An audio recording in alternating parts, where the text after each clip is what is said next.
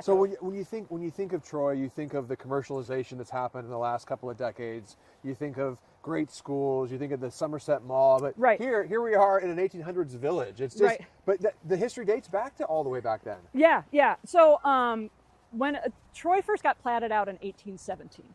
So once you plat the township, you can now buy land. So that's when we're looking at the first people purchasing property and coming into the land. Here we have the Poppleton School. So like I said, this was a bicentennial project. This is our one-room schoolhouse. We just finished a great project in there. We needed to refinish the floors. And when we were doing that, we realized we could increase our accessibility. Oh, gotcha. We could move the desks so that anybody using a wheelchair could come through and actually sit at a desk. Before then, they just really couldn't, because when they first did that in the 1970s, installed it, they weren't thinking wheelchairs and accessibility and all that stuff. But we do now. Wow, that's incredible. And here we go with the, what is this right here? This is the railway the general station. store. The general store. Well, we did have, so I said we didn't have a railway station except for we had the Detroit Interurban Railroad. That was actually more like a trolley system. Oh, interesting. It ran along the roads up Livernois, and so it had little stops. It would stop at people's farms. It would stop at the general store and some other places. It wasn't enough to generate the kind of businesses that the full railroad did. The general store is actually not an old building.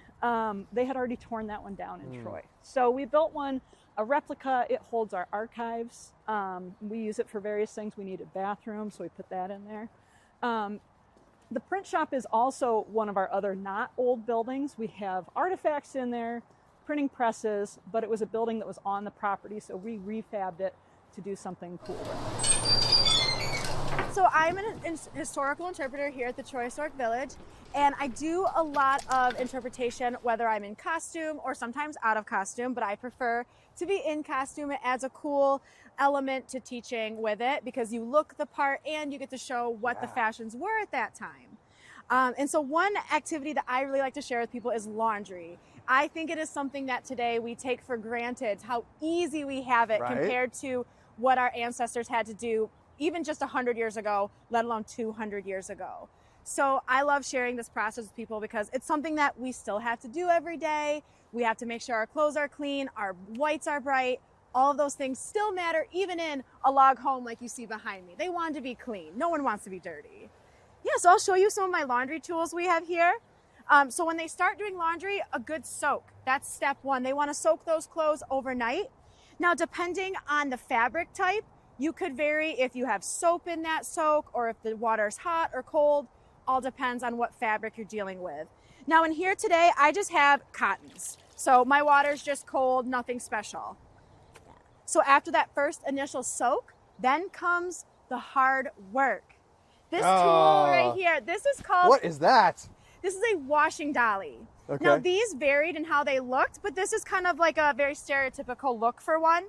And if your washing machine has a agitator in it, this does the same job. It rotates the clothes. It's the same idea as our washing machines. Exactly. It moves the clothes around, forces that water and soap through the fabric in hopes that it pushes the dirt out of those clothes. So our washing dolly. So they would stand here for a while, making these clothes look as good as they do. Now, some of the clothes require some scrubbing.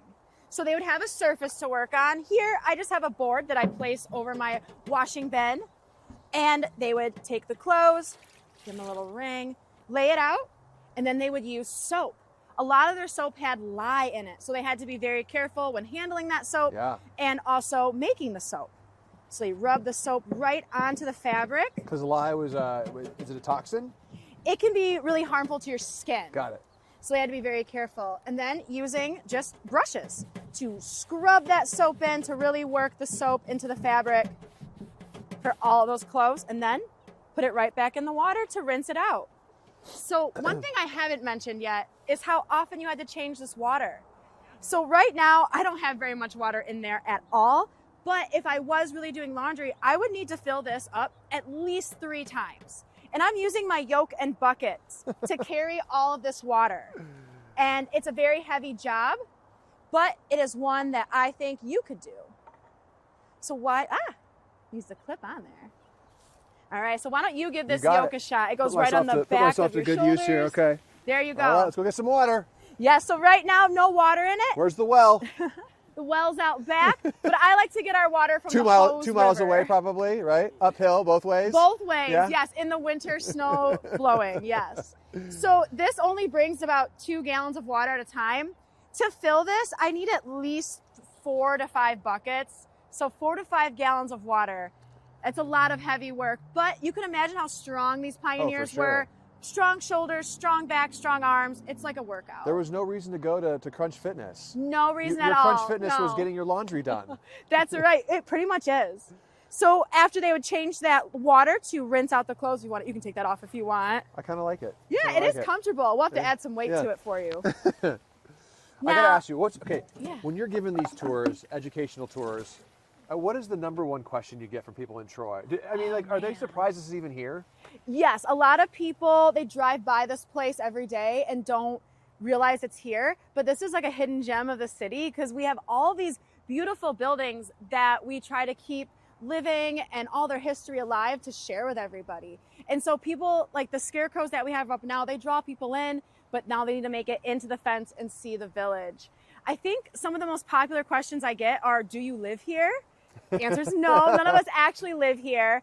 But you could though. We have all the things that someone would need to live here. There's a fireplace, there's beds. You could use the outhouse to go to the restroom in or a chamber pot inside. All of those things are possible here. So we don't live here, but it's like someone almost does. It's like our souls live here all the time. Do you live in Troy? I do not, but I love being able to come here and learn this rich history and share it with everybody. Because a lot of the basics, like pioneer life, school in 1880, that applies anywhere in Michigan or even a lot of parts of the United States. So just because I'm not from Troy or live in Troy doesn't mean that I don't love sharing this information, because the journey that this town has made and our village has made is really cool to share. You want to try the laundry bat? Let's do it. Okay.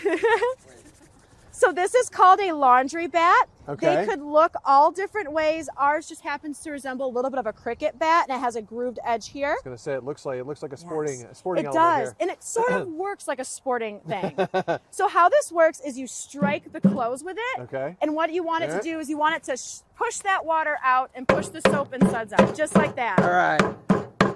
So it's not like that. I mean, like when I watch Little House on the Prairie, they're doing this. Can I do that? So you could. Nothing is stopping you from doing that. He's kind of mimicking a washboard. Oh, okay. That's what I was thinking. Yeah. Yeah. So the thing about the washboard is they weren't patented in the U.S. until the 1830s. Oh, wow. So who knows what they were using beforehand if they did have something like a washboard. I believe the patent just kind of says a fluted piece of metal in a wood frame. You know a lot. Yeah. I'm impressed. So they always wondered, did they have washboards? Did they not? And so we don't really know, but we know these tools could have been used. Yeah. That's kind of the fun thing about history sometimes is people didn't always write things down. They didn't always write down how they did laundry, how they chopped wood, how they, very simple things that we don't think about like writing down, how they washed their dishes. Nobody wrote that down.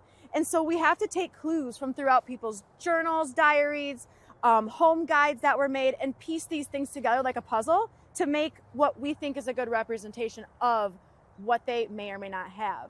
So these laundry tools, they're what I use here today, but that doesn't mean that every single family used these. Some of them had different techniques passed down through generations. So that's the cool part about history too. There's more than one way to crack an egg. There's more than one way to do laundry, more than one way to garden. And that's the beautiful thing about history and working in a place like this is that we can investigate those things. We can find all of the answers to things and put them together in a fun way to show everybody. Because who doesn't think this is cool? I don't know. Cool. I love your enthusiasm. Oh, too, thanks.